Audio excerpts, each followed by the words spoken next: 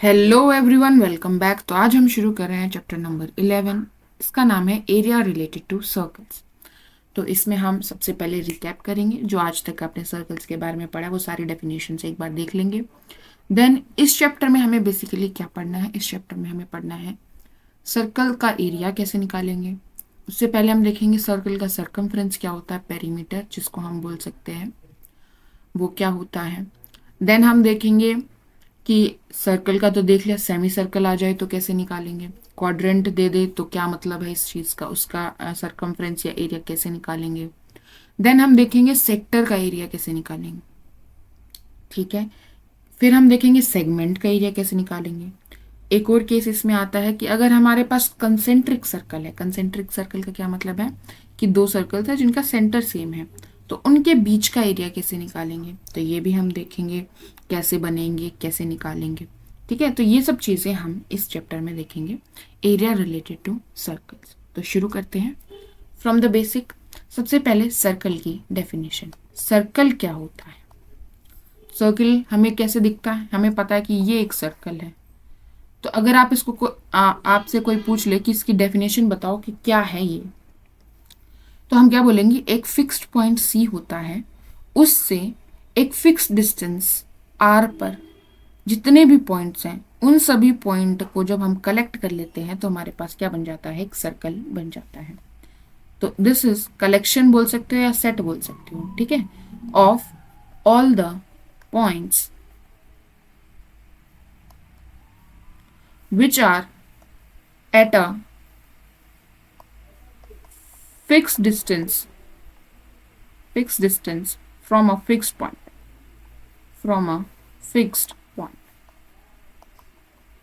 ठीक है।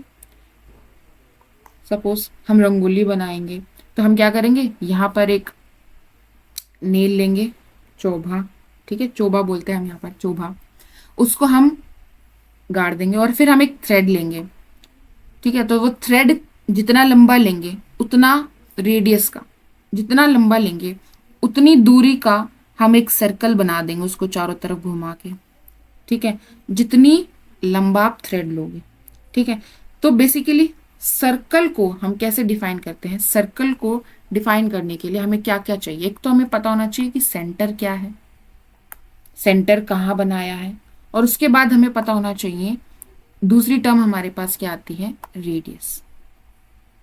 ये क्या है देखो, तो हमने बोला कि set of all the points which are at fixed distance from a fixed point.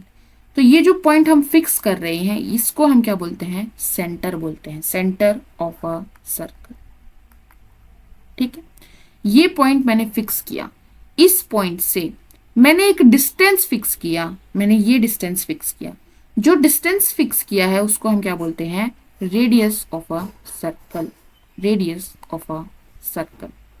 मैंने ये डिस्टेंस फिक्स किया, मैंने इतना लंबा थ्रेड लिया है और फिर मैं क्या कर रही हूं, मैं इसको चारों तरफ घुमा दूंगी, ठीक है। तो मेरे पास क्या बन जाएगा, एक सर्कल बन जाएगा।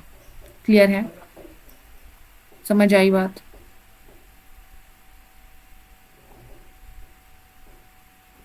ओके, तो ये जो पॉइंट सर्कल क्या बना, ये बना ना सर्कल। तो आपने क्या देखा, इस फिक्स्ड पॉइंट से ये सारे पॉइंट्स कितने डिस्टेंस पर हैं, इस आर डिस्टेंस पर ही होंगे। कोई भी पॉइंट आप इस सर्कल पर लोगे तो वो आर डिस्टेंस पर ही होगा, ठीक है। तो रेडियस हम क्या बोलते हैं, सेंटर से सर्कल पर लाए करने वाले किसी भी पॉइंट का आप डिस्टेंस निकाल लीजिए, वही क्या कहलाती है, रेडियस कहलाती है। सेंटर से, सेंटर से सर्कल पर लाए करने वाले किसी भी पॉइंट का आप डिस्टेंस निकाल लीजिए, वही क्या कहलाती है, रेडियस ऑफ द सर्कल कहलाती है। यहां तक बात क्लियर है, ठीक है। नेक्स्ट हमारे पास जो टर्म आती है वो आती है code of a circle. Code of a circle क्या होती है, देखो अब एक लाइन सेगमेंट होती है जो, जिसके एंड पॉइंट्स कहाँ होते हैं, सर्कल पर लाया करते हैं। एक एंड पॉइंट यहाँ, दूसरा एंड पॉइंट यहाँ, दोनों एंड पॉइंट्स कहाँ हैं, सर्कल पर है। तो ये एक कोड है, ठीक है। तो एक लाइन सेगमेंट जिसके एंड पॉइंट्स सर्कल पर लाई करें उसे हम क्या कहते हैं, कोड ऑफ अ सर्कल कहते हैं। तो एक टर्म हमारे पास आ गई कोड ऑफ अ सर्कल। ठीक है, अ लाइन सेगमेंट जिसके एंड पॉइंट्स कहाँ लाई करें, सर्कल पर लाई करें। लाइन और लाइन सेगमेंट के बीच का डिफरेंस पता है, क्या डिफरेंस है? लाइन जो है उसको हम दोनों डायरेक्शन में इनफाइनाइटली एक्सटेंड कर सकते हैं। ठीक है, लाइन को कैसे रिप्रेजेंट करते हैं, हम ऐसे एरो से रिप्रेजेंट करते हैं कि यहाँ पर भी आप इसको इनफाइनाइटली कितनी तक बढ़ा सकते हो और यहाँ पर भी ये इनफाइनाइटली कितने तक जा सकती है। This is a line. Line segment वही क्या होती है जिसकी एक फिक्स्ड लेंथ हो, एंड पॉइंट्स होंगे, वही लाइन सेगमेंट होती है। तो यहाँ पर हम क्या बोल रहे हैं, एक लाइन सेगमेंट जिसके एंड पॉइंट्स कहाँ होंगे, सर्कल पर लाई करें, उसे हम कोड कहते हैं। वहीं पिछले चैप्टर में हमने क्या देखा था, एक लाइन जो सर्कल को दो जगह टच करे उसे हम क्या कहते हैं, सीकेंट कहते हैं। याद है? ठीक है, तो वहां क्या था, लाइन, और यहाँ क्या है, कोड क्या है, एक लाइन सेगमेंट। सीकेंट क्या है, एक लाइन। क्लियर है डिफरेंस? ओके। अब इन्हीं कोड्स को आप देखोगे कि एक कोड क्या आएगी, एक कोड ये भी आएगी जो सेंटर से पास करती हुई जाएगी और जिसके एंड पॉइंट्स सर्कल पर लाई करेंगे।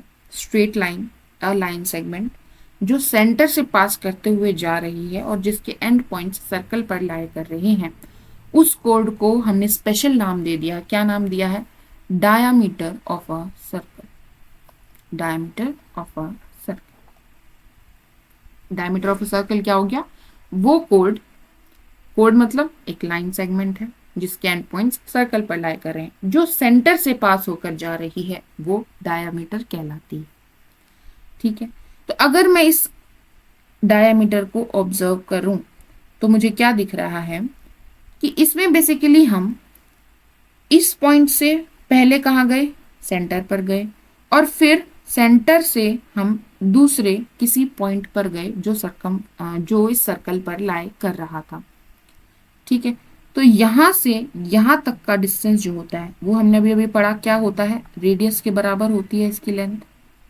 ठीक है, और फिर यहां से इस पॉइंट तक का डिस्टेंस भी कितना होगा, रेडियस के बराबर हो जाएगा। ठीक है, और डायामीटर में एक बार ये रेडियस आ गई और एक बार ये रेडियस आ गई। तो अगर हम डायामीटर की लेंथ की बात करें तो हमारे पास क्या रिजल्ट आता है कि length of diameter of a circle, diameter of a circle is twice, 2 times the radius of the circle. radius of the circle, circle की रेडियस का 2 गुना हो जाता है डायमीटर की लेंथ। क्लियर है, यहां तक समझ आया? ठीक है, सबसे पहले सर्कल की डेफिनेशन। सर्कल को डिफाइन करने के लिए, किसी भी सर्कल को डिफाइन करने के लिए हमें उसका सेंटर पता होना चाहिए कि हम किस पॉइंट से डिस्टेंस कंसीडर करेंगे, उसके बाद कितना डिस्टेंस कंसीडर करेंगे, वो फिक्स्ड डिस्टेंस भी पता होना चाहिए। तो हमें रेडियस का पता होना चाहिए। अगर हमें सेंटर पता है, रेडियस पता है, तो हम किसी भी सर्कल को पहचान सकते हैं कि सर्कल कहाँ है। ठीक है, क्लियर है इतनी बात? ठीक है, उसके बाद सेंटर ऑफ द सर्कल हो गया वो fixed point, radius of the circle हो गया वो फिक्स्ड डिस्टेंस। देन कोड ऑफ अ सर्कल क्या होता है, एक लाइन सेगमेंट जिसके एंड पॉइंट सर्कल पर लाई करते हैं। कोड ऑफ अ सर्कल वो कोड जो सेंटर से पास होकर जाए उसे हम क्या कहते हैं, डायमीटर कहते हैं। यहां तक क्लियर है? अच्छा, अब ये जो कोड है, कोई भी code, diameter is also a code, longest code. ठीक है, तो डायमीटर, लॉन्गेस्ट क्यों बोला हमने डायमीटर को, क्योंकि डायमीटर के अगर आप ऊपर जाओगे, डायमीटर कहां से जा रहा है, सेंटर से जा रहा है, इसके पैरेलली अगर आप ऊपर जाओगे तो ये डिस्टेंस क्या होता जाएगा, कम होता जाएगा। नीचे जाओगे तो भी डिस्टेंस क्या होता जाएगा, कम होता जाएगा। ये लेंथ जब आप मेजर करोगे, कैसे, स्केल से मेजर करके देखिएगा, कम होता जाएगा ऊपर भी और नीचे भी कोड की लेंथ जो है वो कम होती जाएगी। तो एक रिजल्ट आपने ये भी पढ़ा होगा कि diameter is the longest code.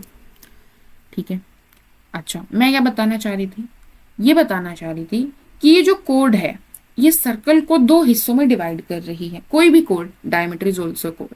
ठीक है, किसी भी कोड की हम बात कर रहे हैं।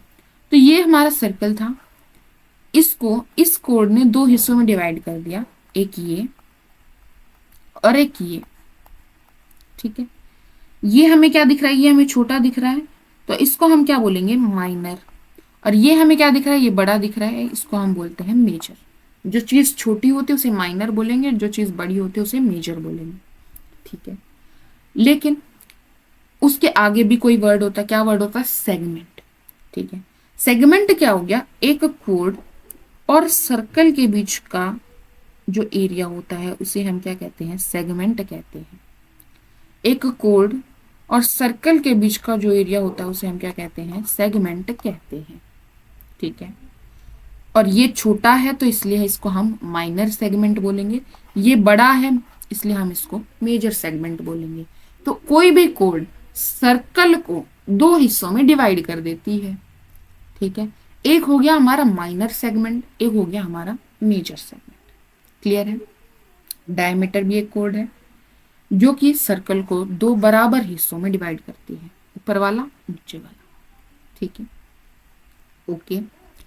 डायमीटर जो सर्कल को बराबर हिस्सों में डिवाइड करता है, तो ये जो ऊपर वाला बनता है इसको हम क्या बोलते हैं, सर्कल का आधा हो गया। ठीक है, सर्कल 1/2 रेशो में डिवाइड हो गया, आधी चीज को क्या बोलते हैं, सेमी।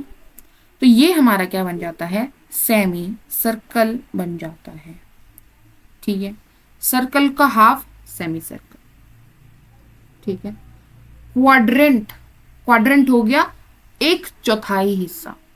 मतलब इस सर्कल को आप जब 4 इक्वल हिस्सों में बांट देंगे तो वो क्या बन जाएगा, क्वाड्रेंट बन जाएगा। इसके बारे में आगे देखते हैं, रुकिएगा।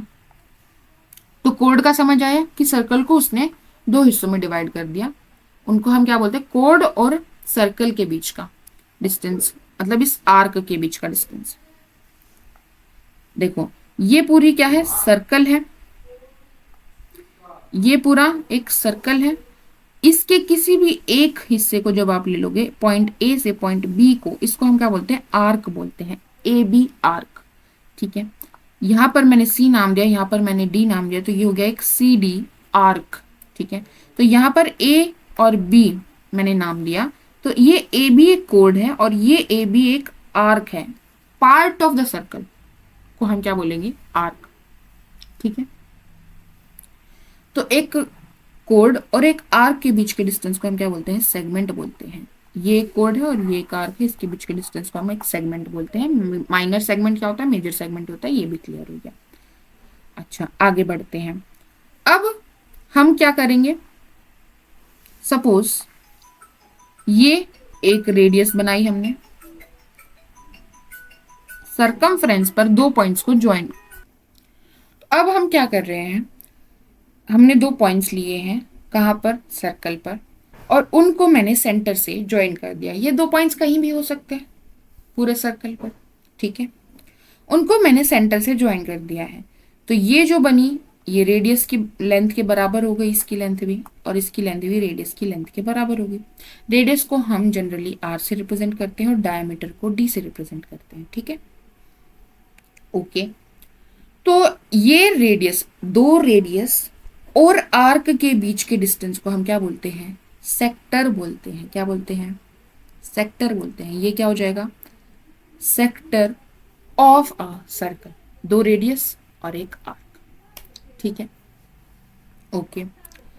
अब ये जो सेक्टर है इसको डिफाइन करने के लिए क्या चाहिएगा, बताओ। ये जो एंगल है ये थीटा चाहिए।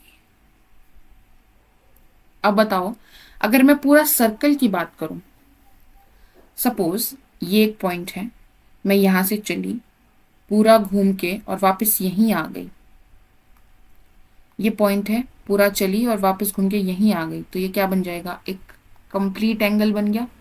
यहां से चल के और वापस यहां आ जाना, पूरा एंगल बन गया 360 डिग्री का, क्या बोलते हैं, कंप्लीट एंगल बोलते हैं।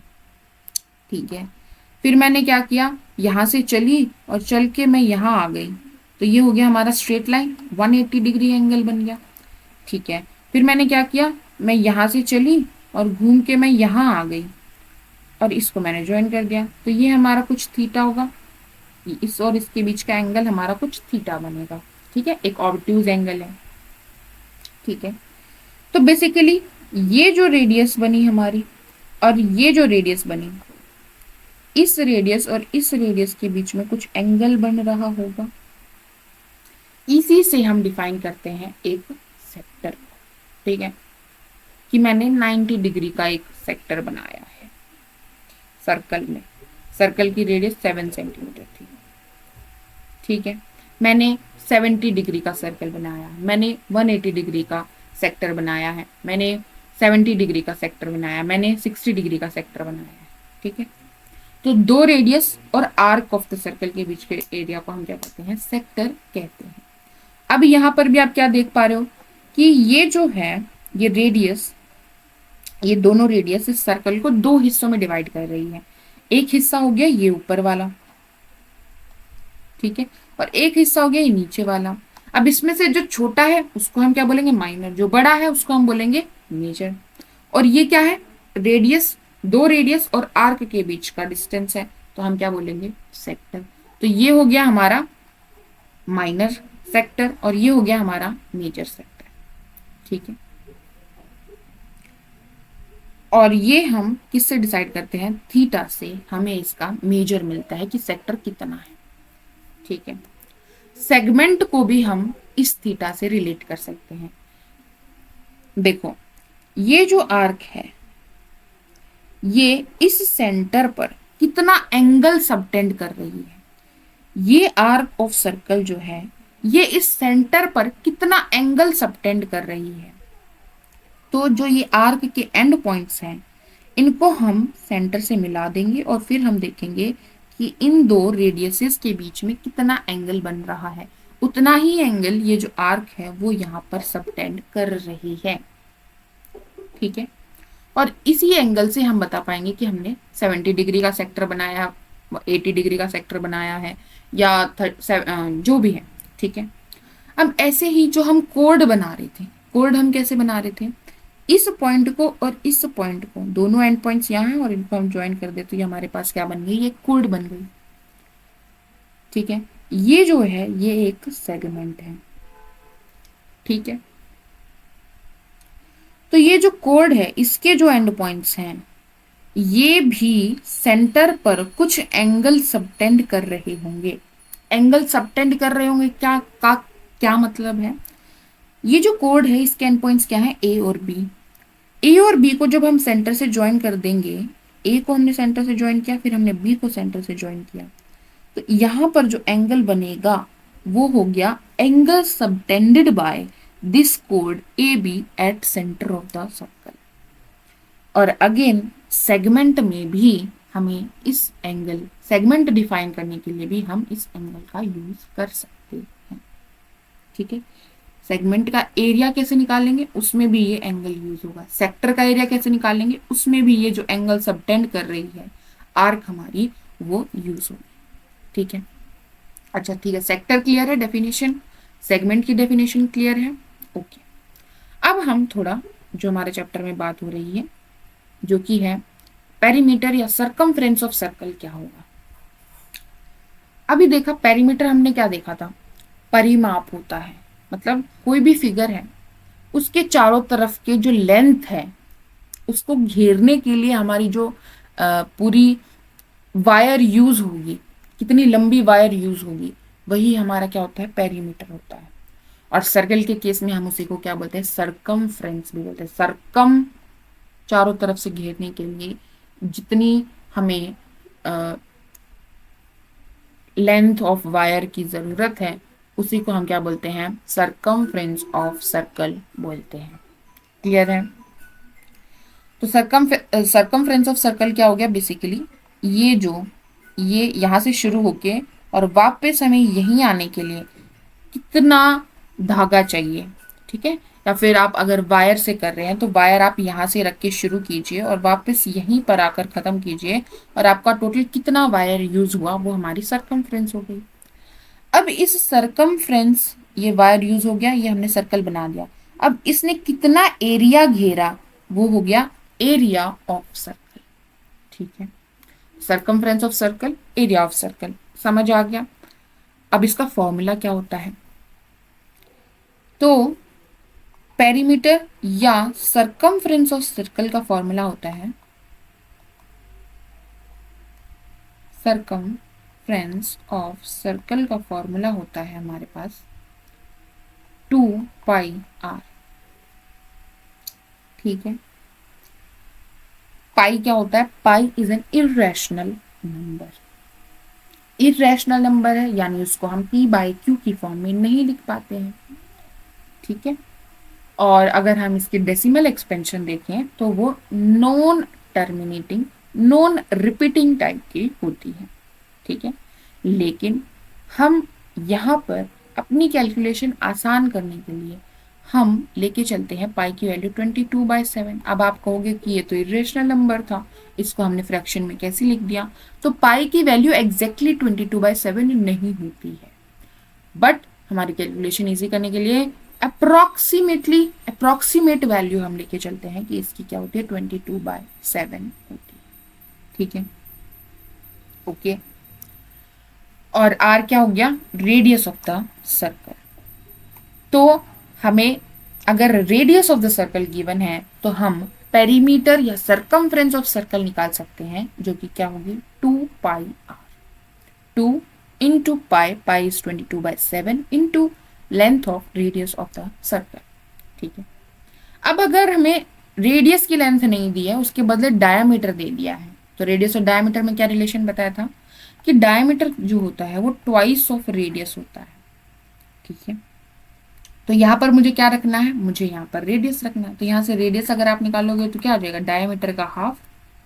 डायमीटर अगर आपको दिया है, डायमीटर की लेंथ अगर आपको दी है, तो आप क्या करोगे? उसका हाफ करके आपको क्या मिल जाएगी? रेडियस की लेंथ मिल जाएगी। फिर अगेन आप ये फॉर्मूला लगाओगे तो क्या मिल जाएगा? 2 into पाई इंटू रेडियस कैसे निकाला? डायमीटर का हाफ करके, तो d/2 रख देंगे r की जगह, तो हमारे पास क्या आ जाएगा? Pi into D. तो आप डायरेक्टली आपके पास क्या फॉर्मूला आ गया? अगर आपको डायमीटर गिवन है तो आप क्या कीजिए? पाई से मल्टीप्लाई कर दीजिए उस डायमीटर को, तो आपके पास क्या आ जाएगा? पेरीमीटर या सरकमफ्रेंस ऑफ सर्कल आ जाएगा। क्लियर है? ओके, देन हमारे पास आ गया area of circle. Area of circle, area of circle हो गया ये जो एरिया कवर किया, ये पूरा एरिया जो होता है पाई आर स्क्वायर। क्या होता है? पाई आर स्क्वायर। पाई की वैल्यू 22/7 अप्रोक्सीमेटली हम लेके चलते हैं, सभी कैलकुलेशन में हम मोस्टली में यही लेके चलते हैं।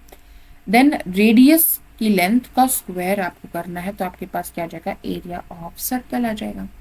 अगर आपको रेडियस की लेंथ नहीं दे के डायमीटर की लेंथ दी है, तो आप रेडियस की लेंथ कैसे निकालेंगे? डायमीटर का हाफ करेंगे। तो अगर हम r की जगह d/2 रख देंगे तो उसका क्या करना पड़ेगा? r का क्या है? स्क्वायर है, तो r का स्क्वायर किसके बराबर हो जाएगा? d²/4 के बराबर हो जाएगा। तो r स्क्वायर की जगह मैं क्या रख दूं? d²/4। तो क्या रखोगे यहाँ पर? पाई d²/4। तो डायमीटर की टर्म्स में आपका एरिया ऐसे निकलेगा। ठीक है, ओके। अभी जो हमने सेक्टर्स पढ़े, सेक्टर क्या होता है? दो रेडियस और एक आर्क ऑफ सर्कल के बीच के रीजन को हम सेक्टर कहते हैं। ठीक है, कुछ सेक्टर्स का हमने स्पेशली नाम दे दिया है।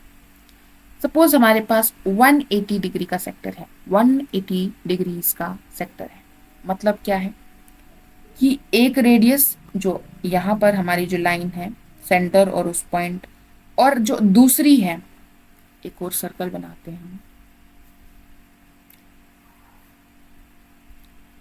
ये इसका सेंटर है, पहली रेडियस और दूसरी रेडियस के बीच का एंगल कितना है? 180 डिग्रीज है। तो अगर ये 180 डिग्री है मतलब ये एक स्ट्रेट लाइन है। ठीक है, और हमें पता है कि सेक्टर बोल रहे हैं तो इसका मतलब ये सेंटर से तो पास होके ही जाएगी, क्योंकि दो रेडियसेस के बीच का डिस्टेंस है। ठीक है, बीच के रीजन को हम सेक्टर बोलते हैं। तो बेसिकली ये क्या बन जाएगा? ये बन जाएगा diameter, a code passing through centre. 180 degree तो क्या बन गई? एक स्ट्रेट लाइन बन गई ना, राइट?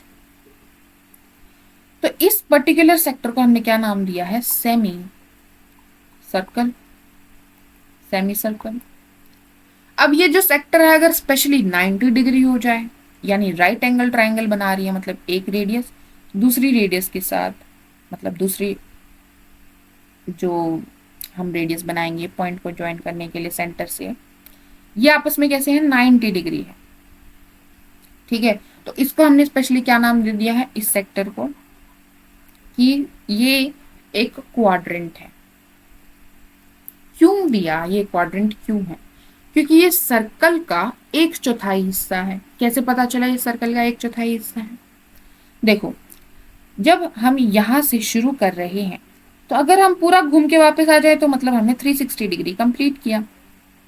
ठीक है, मुझे इसका 1/4 करना है, तो 360 डिग्री का भी क्या हो जाएगा 1/4 हो जाएगा। तो 1/4 ऑफ 360 डिग्री क्या होता है 90 डिग्री। तो अगर मैं 90 डिग्री स्वैप कर रही हूँ तो बेसिकली मैं इस पूरे सर्कल का 1/4 हिस्सा स्वैप कर लूंगी। ठीक है, अगर मैं 180 डिग्री स्वैप कर रही हूं तो मैं इस पूरे सर्कल का हाफ सेमी सर्कल स्वैप कर लूंगी। ठीक है, क्लियर है? तो ये थीटा से हमें पता चल जाएगा कि हमने कितना स्वैप किया। अब एक बात बताओ, अगर मैं 360 डिग्री स्वैप कर रही हूं तो मतलब मैंने पूरा सर्कल कवर कर लिया, तो मैंने टोटल कितना एरिया कवर कर लिया होगा? एरिया ऑफ द सर्कल के बराबर कितना हो गया πr² एरिया कवर कर लिया होगा।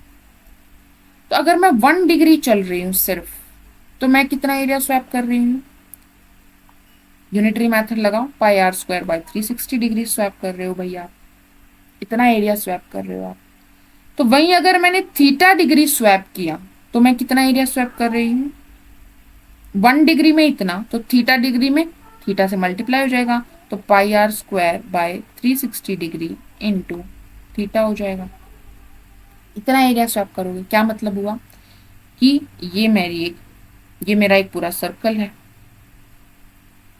सर्कल भाई सर्कल, सपोज ये पूरा सर्कल है, ये हमारा सेंटर है, ये मैंने लाइन ऑफ रेफरेंस ली है, यहां से मैंने थीटा स्वैप किया, मैं यहां से थीटा डिग्री चली, मैं यहां पहुंची, इनको मैंने ज्वाइन कर दिया। ठीक है, तो बेसिकली मैंने ये पूरा रीजन स्वैप किया। ठीक है, क्या कीजिएगा, अब यहां पर एक आयरन स्केल रख लीजिए अपना। ठीक है, और फिर उसको आप इतना घुमाइए, तो आपने टोटल इतना एरिया स्वैप कर लिया।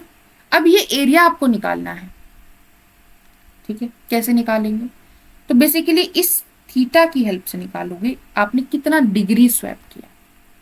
अगर आपको वो पता चल जाए तो आप यहां से पता चल जाएगा आपने थीटा डिग्री स्वैप किया, तो बेसिकली आपने θ/360 ऑफ πr² इतना एरिया स्वैप किया।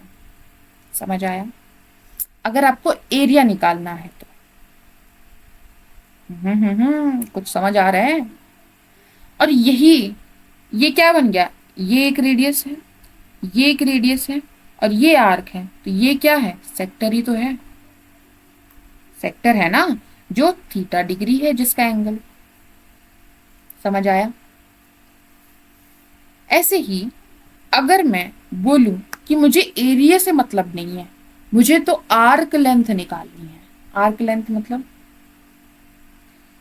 अब देखो,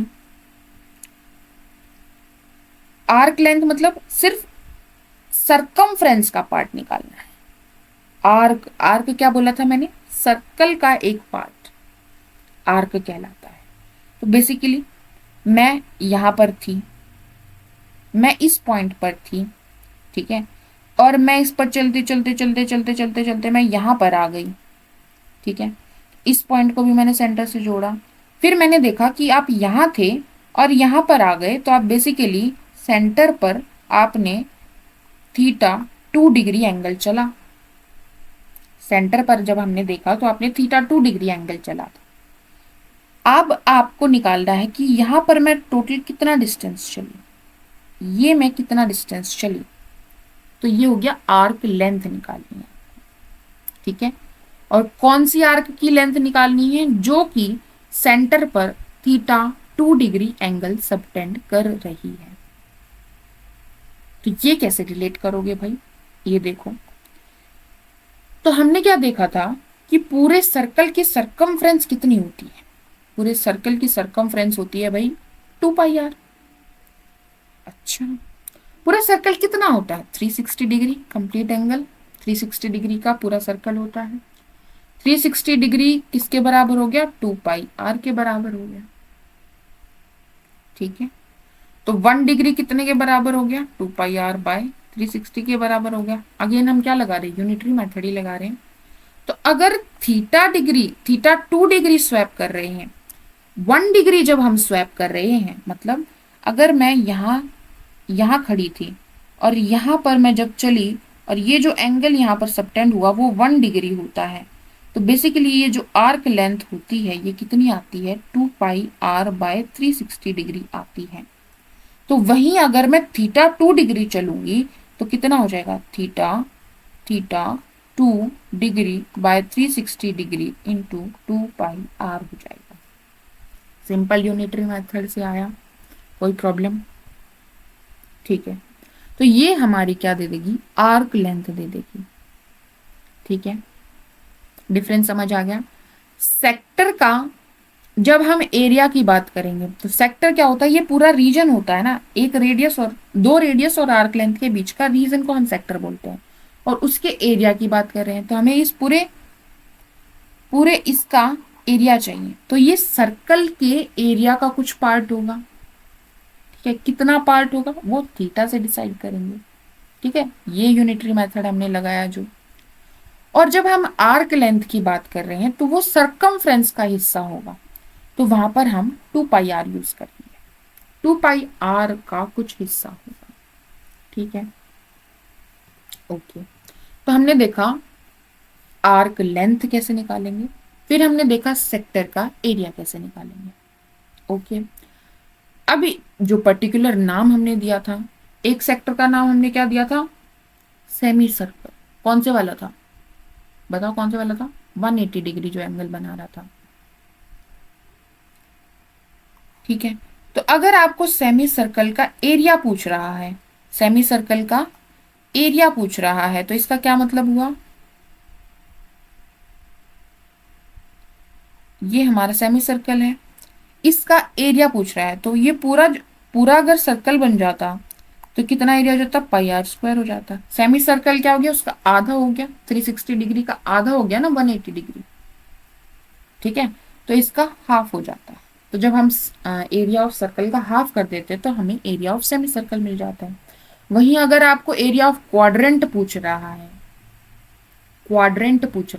देखो जब आपको सेमी सर्कल लिख के दे रहा है या क्वाड्रेंट लिख के दे रहा है तो वो आपको थीटा नहीं बताएगा, क्योंकि आपको खुद से समझना होगा सेमी सर्कल है मतलब कि ये हमारा 180 डिग्री बन रहा होगा, और क्वाड्रेंट है मतलब कि ये 90 डिग्री बन रहा होगा। ठीक है, उस केस में आपको दे भी सकता है, बट मोस्टली केसेस में वो थीटा लिख के नहीं देता है। ठीक है, ओके।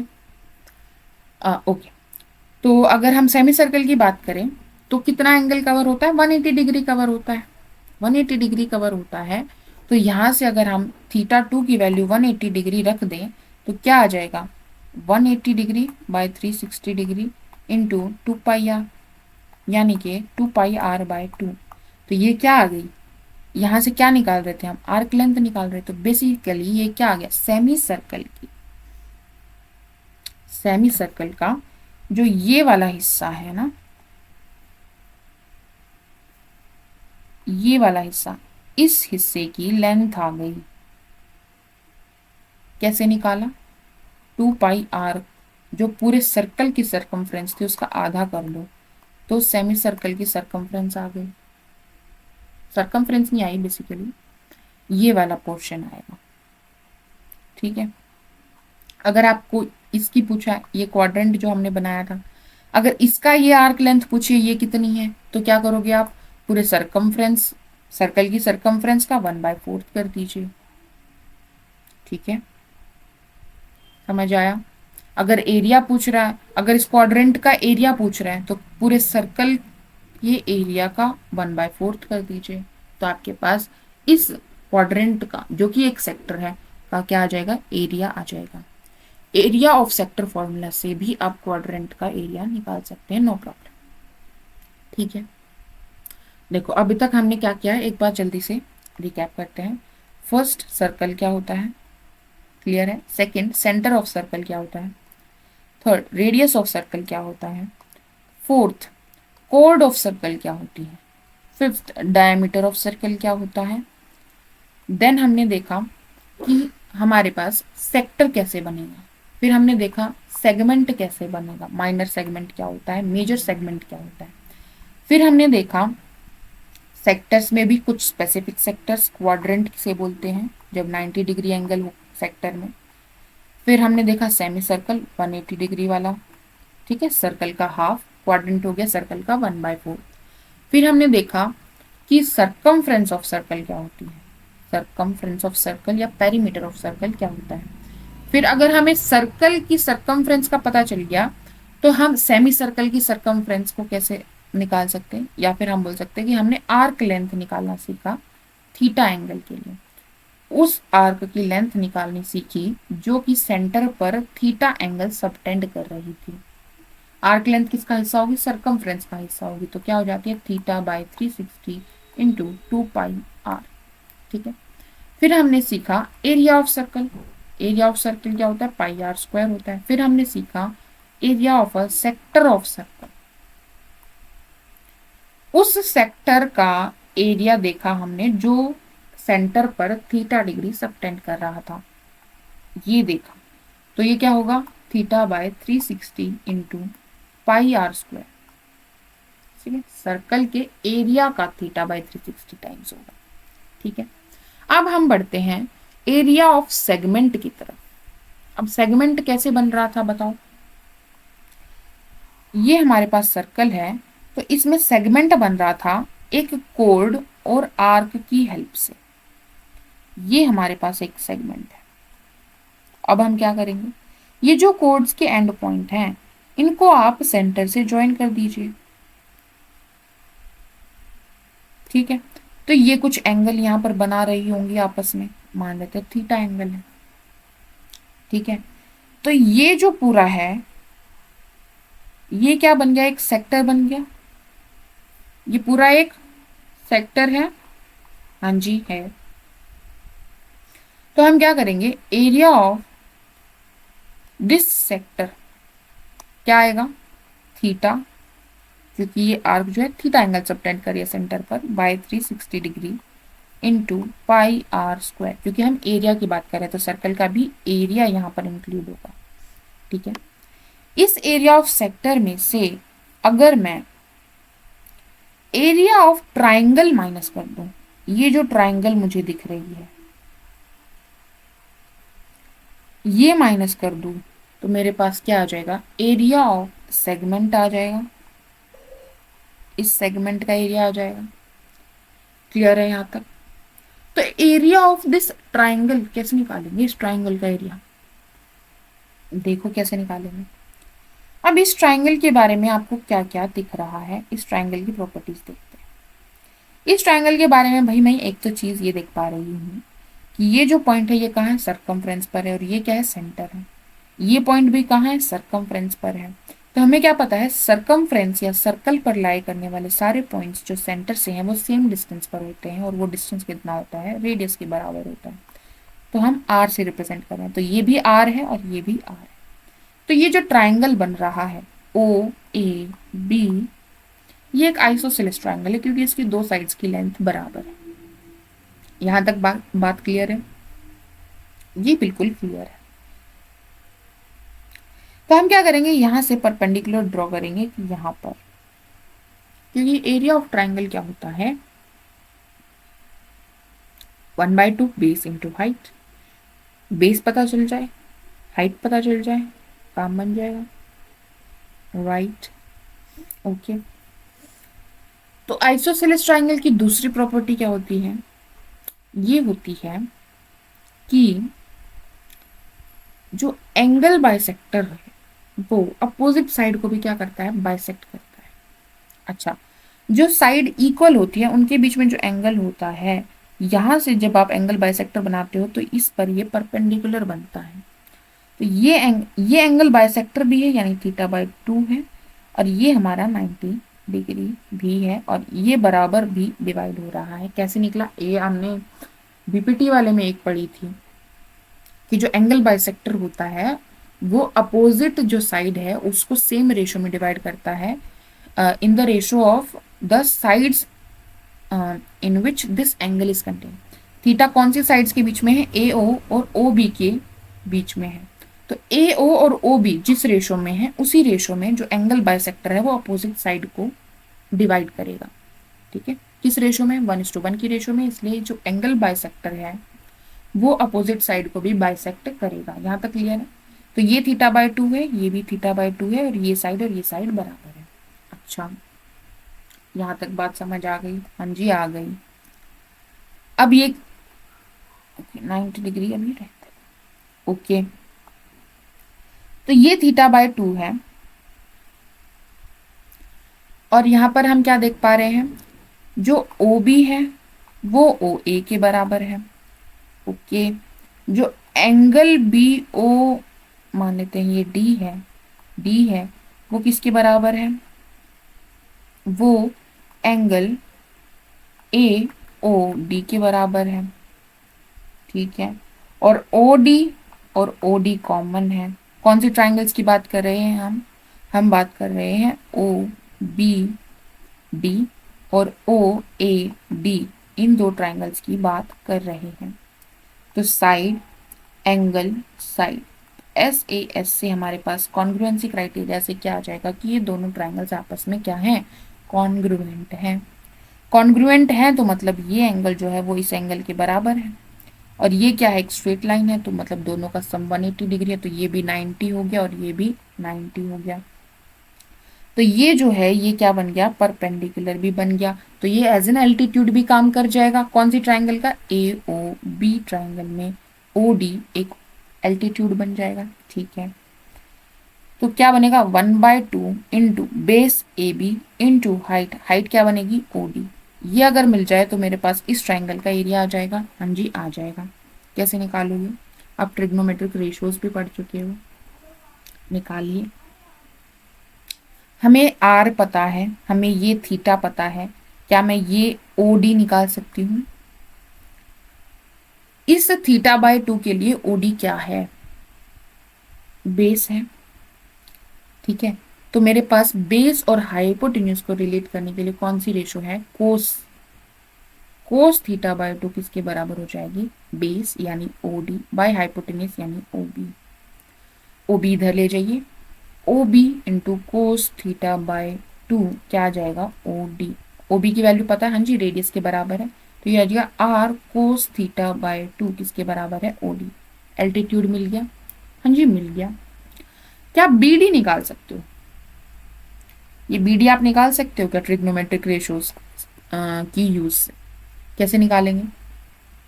इस θ/2 के लिए ये क्या है? परपेंडिकुलर है, अपोजिट साइड है। अपोजिट साइड और हाइपोटेन्यूज को रिलेट करने वाली कौन सी रेशो होती है? Sine theta. कौन सी रेशो होती है? Sine theta. तो साइन θ/2 किसके बराबर हो जाएगा? परपेंडिकुलर यानी BD बाय हाइपोटेन्यूज यानी OB। तो यहां से OB साइन θ/2 क्या आ जाएगा? BD के बराबर आ जाएगा। OB की वैल्यू क्या है? R, तो R साइन θ/2 किसके बराबर आ जाएगा? BD के बराबर आ जाएगा। अब हमें पता है कि BD और AD दोनों बराबर हैं, तो AB क्या है? AB है BD प्लस AD, और BD और AD दोनों बराबर है, तो मैं क्या लिख सकती हूँ? ट्वाइस ऑफ BD लिख सकती हूँ। तो BD मुझे पता है, इसका दोगुना कर दूंगी तो मेरे पास क्या आ जाएगा? AB आ जाएगा। तो AB पता चल गया, OD पता चल गया, वैल्यू रख देते हैं। 1/2 AB क्या हो गया? Twice of R sine θ/2, and OD क्या हो गया? R कोस θ/2। 2 से 2 कैंसिल हो गया, R इंटू R स्क्वायर हो गया, साइन θ/2 कोस θ/2। ये आ गया हमारे पास इस ट्राइंगल का एरिया। ठीक है, समझ आया? अब इस सेगमेंट का एरिया निकालने के लिए मुझे क्या करना था, एरिया ऑफ सेक्टर में से एरिया ऑफ ट्रायंगल माइनस करना था, एरिया ऑफ ट्रायंगल माइनस करना था। इसमें से क्या माइनस होगा, r square sine theta by 2 cos theta by 2 minus हो जाएगा। समझ आई बात, क्लियर है बिल्कुल जी, ओके। अब कई जगह पर क्या है, हम जो एरिया ऑफ सेक्टर है उसको एक दूसरे वे में भी रिप्रेजेंट कर सकते हैं, जैसे कि एरिया ऑफ सेक्टर क्या हो गया, theta by 360 into pi r square. ठीक है, मैं क्या करती हूँ, मैं 2 से मल्टीप्लाई और 2 से डिवाइड कर देती हूँ इसको।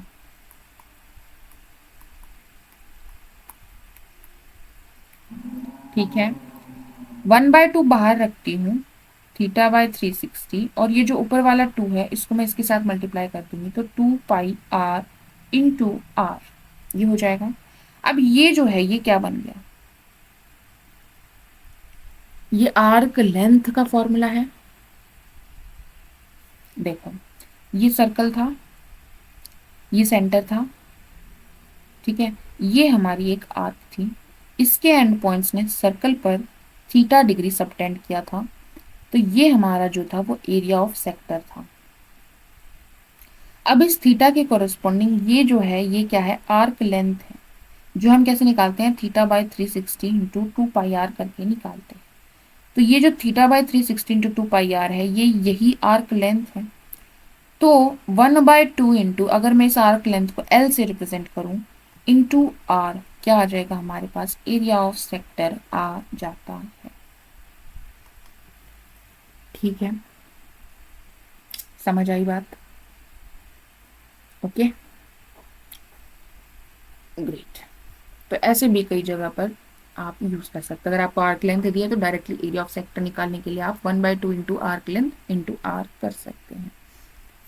ठीक है, अब एक टॉपिक आता है हमारा क्लॉक से रिलेटेड, घड़ी जो आप अपने घरों में देखते हैं, वॉल क्लॉक। तो सबसे पहले हम थोड़ा घड़ी को ऑब्जर्व करते हैं। यहाँ पर होता है हमारा 12, यहाँ पर 3, यहाँ पर 6 और यहाँ पर 9, 1 2 4 5 7 8 10 11। तो ये पूरा जो सर्कल था ये 360 डिग्री घूमने के बराबर है। ठीक है, अब इस 360 को मैंने कितने हिस्सों में डिवाइड कर दिया, यहां से लेकर यहां तक 1, फिर 2, ये तीसरा हिस्सा हो गया, ये चौथा हिस्सा हो गया, ये पांचवा हो गया, छठा, सातवां, आठवां, नौवां, 10वां, 11वां और ये 12वां। तो मैंने इस पूरे सर्कल को 12 इक्वल पार्ट्स में डिवाइड कर दिया। ये पूरा सर्कल कितना था, 360 डिग्री था। अगर मैं इसको 12 इक्वल पार्ट्स में डिवाइड करना चाहती हूँ तो मुझे 12 से डिवाइड करने के बाद पता चल जाएगा कि यहाँ से यहाँ पर ये जो आर्क है ये सेंटर पर कितना डिग्री सबटेंड कर रही है, कितना एंगल सबटेंड कर रही है, ये पता चल जाएगा।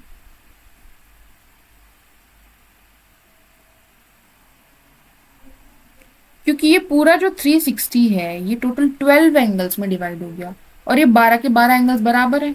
अब आपने 12 और 1 के बीच में जितना डिफरेंस देखा उतना ही 1 और 2 के बीच में भी डिफरेंस देखा। ये तो है नहीं कि 12 से 1 के बीच में हमने कम डिफरेंस दिया है, कम डिस्टेंस दिया है, और 1 से 2 में हमने बहुत ज्यादा डिस्टेंस बढ़ा दिया है। सिमेट्री मेंटेन करते हैं हम, राइट। तो ये बराबर एंगल्स में डिवाइड हो गया, 360 12 बराबर एंगल्स में डिवाइड हो गया। तो 12 से 1 के बीच में कितना एंगल हुआ, ये कैसे निकलेगा, 360 को 12 से डिवाइड कर दिया यानी 30 डिग्री हो गया। तो ये एंगल कितना है, 30 डिग्री। ये एंगल भी 30 डिग्री है, ये भी कितना है, 30 डिग्री है। ऐसे ही आप आगे बढ़ते जाइए, 30 डिग्री होगी। ठीक है, समझ आई इतनी बात, हाँ जी बात ठीक है। अब हमारी घड़ी में कितनी सुइयां होती है, 3 सुइयां होती है। एक होती है hour hand, minute hand and second. Okay, अगर हम आवर हैंड की बात करें तो 1 घंटे में, मतलब 12 बजे थे, 12 से 1 बजा, एक घंटे में जो सुई है वो कहां से कहां तक जाएगी? एक घंटे में सुई पहले यहां होगी और यहां से फिर वो यहां चली गई होगी। ठीक है, एक पर चली गई होगी। तो बेसिकली एक घंटे में जो आर हैंड है उसने कितना डिग्री चला होगा?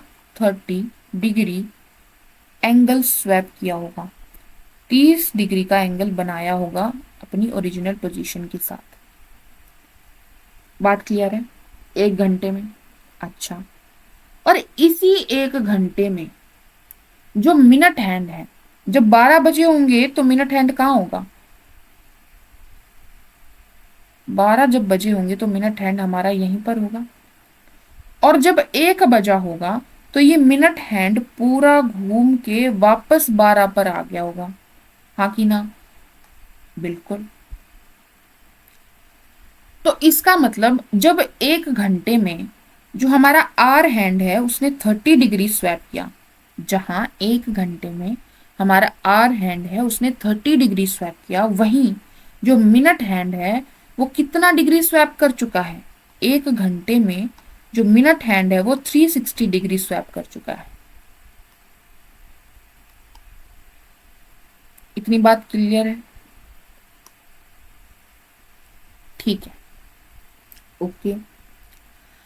अब आपसे कोई पूछे अगर कि जो मिनट हैंड है वो एक घंटे में 360 डिग्री स्वैप कर रहा है, यानी कि एक घंटा किसके बराबर हो गया? 60 मिनट्स के बराबर हो गया। यानी कि वो 60 मिनट्स में 360 डिग्री स्वैप कर रहा है, तो वो एक मिनट में कितना डिग्री स्वैप कर रहा है? Unitary method, back to basics, right? बचपन में यही तो किया है मैडम।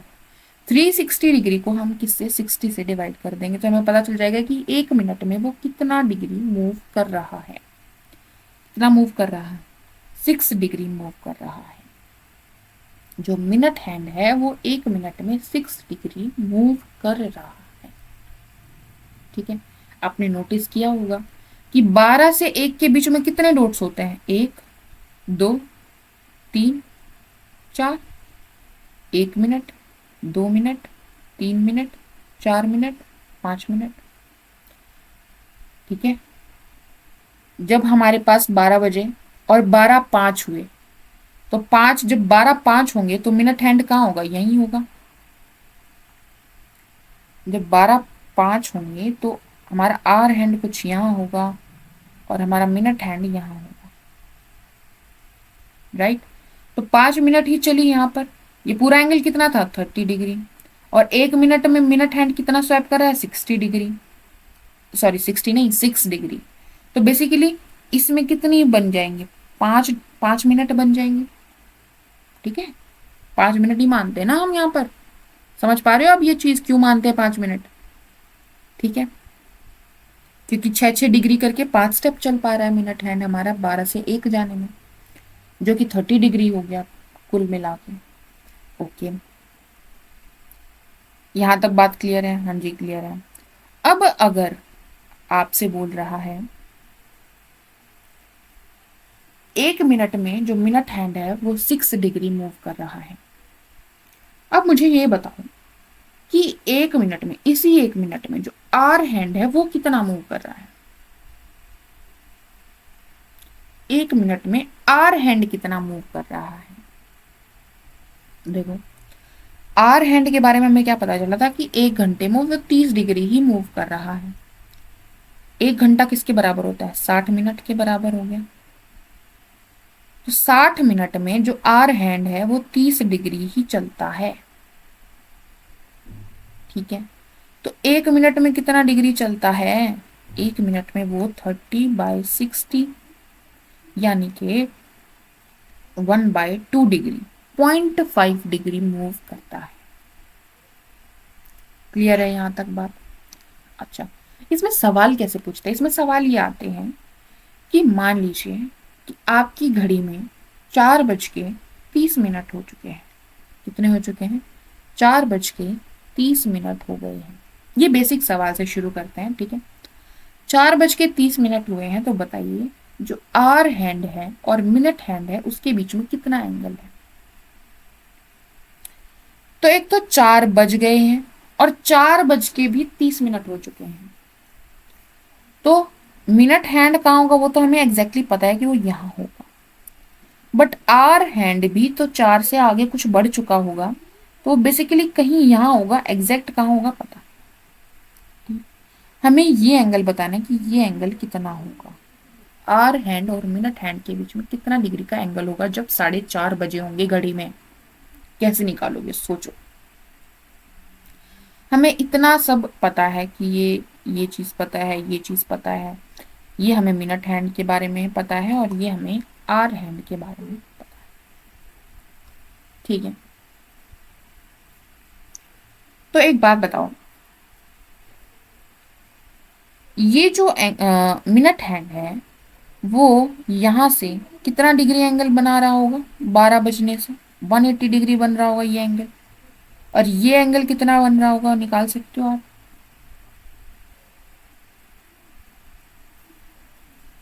बताओ कितना बन रहा होगा। तो सबसे पहले तो सीधा सीधा हमें ये पता है कि 12 से 1 कितना हो गया, 30 डिग्री, 1 से 2 30 डिग्री, 2 से 3 30 डिग्री, 3 से 4 30 डिग्री, इतना तो हो गया। अब वो 4 से आगे भी कुछ बड़ा होगा, 4 से आगे कितना बड़ा है अगर ये आप निकाल लें तो आपका आंसर आ जाएगा, क्योंकि आप 180 में से ये माइनस कर दीजिए, आपको ये एंगल मिल जाएगा। ठीक है, 4 से आगे कितना बड़ा है। अब 4 बजे के बाद कितनी मिनट हो गई हैं, 30 मिनट हो चुकी हैं। अब जो आर हैंड है वो 1 मिनट में 1/2 डिग्री मूव कर रहा है, तो 30 मिनट्स में कितना मूव करेगा, 30 मिनट्स में 1/2 इंटू 30 यानी कि 15 डिग्री मूव करेगा। ठीक है, कितना मूव करेगा, 15 डिग्री मूव करेगा। तो यहाँ पर 4 से वो 15 डिग्री और आगे बढ़ चुका है, तो ये कितना हो गया, 30 + 30 60 + 30 90 + 30 120 + 15 135 डिग्री।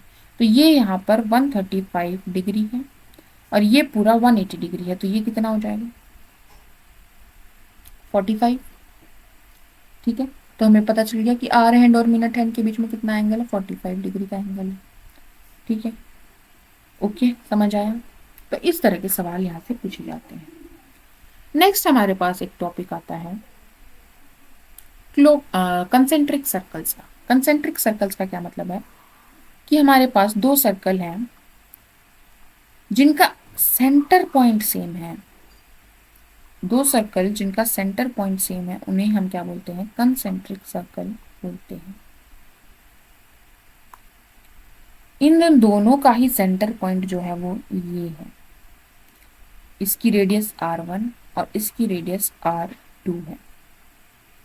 ठीक है, तो आपको अगर ये एरिया निकालने को बोले तो कैसे निकालोगे,